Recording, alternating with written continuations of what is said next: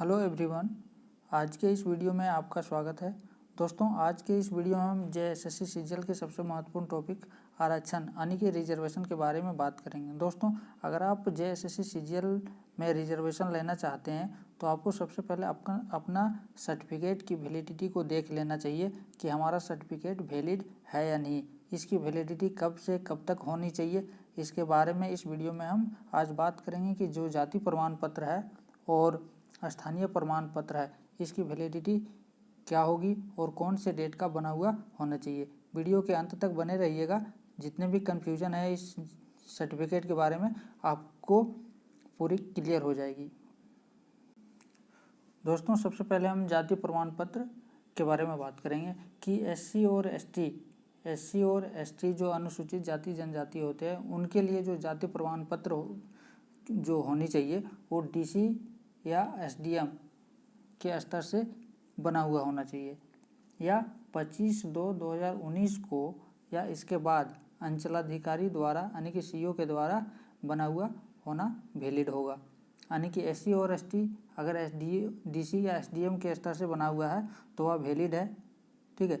या फिर 25 फरवरी 2019 को बना हुआ होना चाहिए या 25 फरवरी 2019 के बाद अंचलाधिकारी यानी कि सीओ ब्लॉक लेवल पर, ठीक है, सीओ के द्वारा बना हुआ अगर है तो वह जाति प्रमाण पत्र वैलिड है। ये एससी और एसटी कैंडिडेट के लिए।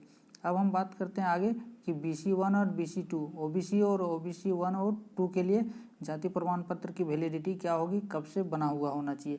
तो 29 अगस्त 2012 को या इसके बाद 29 अगस्त 2012 को या 29 अगस्त 2012 के बाद डीसी या एसडीएम के स्तर से अगर बना हुआ है गैर क्रीमी लेयर का तो वह वैलिड है।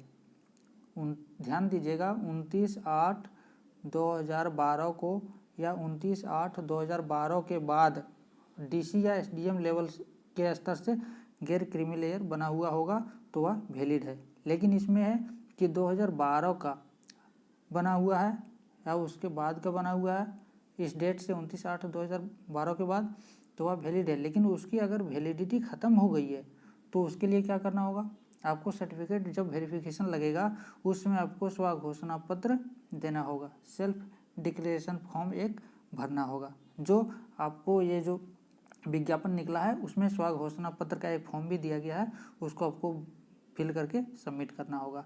तो ये एक है बीसी 1 बीसी 2 के लिए कि 29/8/2012 को या उसके बाद का डीसी या एसडीएम लेवल का, डीसी या एसडीएम लेवल का, ये ध्यान दीजिएगा, ठीक है।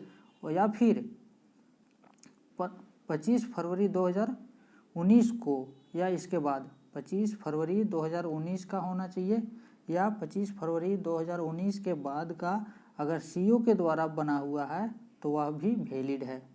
दो कंडीशन है, 29/8/2012, अगर 29/8/2012 का तो वह डीसी और एसडीएम के स्तर का होना चाहिए।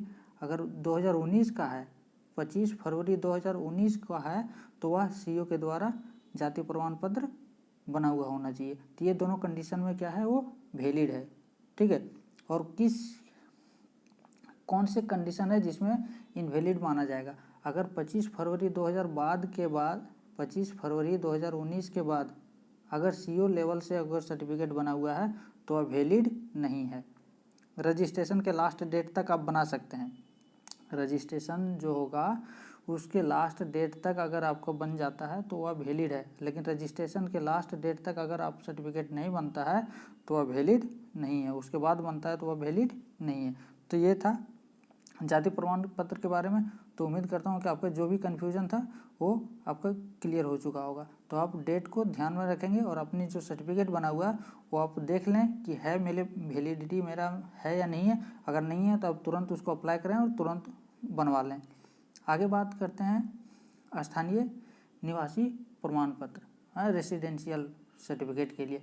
तो इसके लिए है कि 2/6/2016 को या इसके बाद अनुमंडल पदाधिकारी के स्तर से, यानी कि 2 जून 2016 के बाद 2 जून 2016 को या उस 2 जून 2016 के बाद अगर एसडीएम द्वारा बना हुआ है तो आपका वैलिड है, दो डेट आप ध्यान में रखेंगे कि 2 जून 2016 को अगर एसडीएम द्वारा बना हुआ है या उसके बाद बना हुआ है तो वह स्थानीय प्रमाण पत्र आपका रेसिडेंशियल सर्टिफिकेट वैलिड है, ठीक है। या फिर 19/7/2019 द्वारा निर्गत प्रमाण पत्र, अगर ये 19/7/2019 को या इसके बाद सीओ के द्वारा बना हुआ है तो वह भी आपका वैलिड है।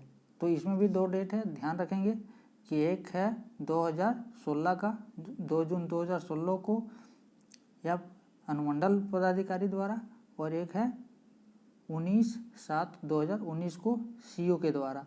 तो ये दोनों डेट में अगर बना हुआ है या इसके बाद बना हुआ है तो आपको चिंता करने की ज़रूरत नहीं है, आपका वैलिड है। अगर इसके पहले बना हुआ है 19/7/2019 से पहले अगर सीओ के द्वारा बना हुआ है तो वह वैलिड नहीं है, ठीक है।